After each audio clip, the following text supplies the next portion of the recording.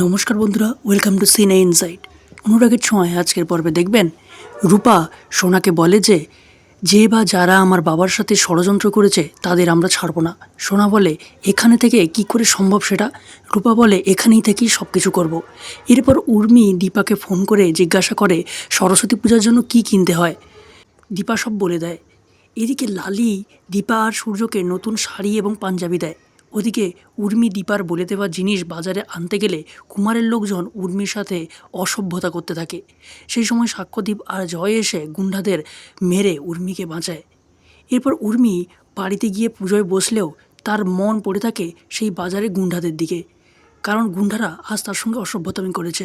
বাথরুমে এসে উর্মি কাঁদতে থাকে এবং নিজের শাড়ি কাঁচি দিয়ে কেটে ফেলে এবং বলে ওই কুমারের লোকজনেরই কাজ এটা, ও তোকে শেষ করতে চায় না, ওকে কোনোদিনও ওকে জিততে দেবো না। এদিকে দীপা পূজায় বসলেও তার মনে ভয় হতে থাকে যে কিছু না কিছু বিপদ নিশ্চয়ই হয়েছে।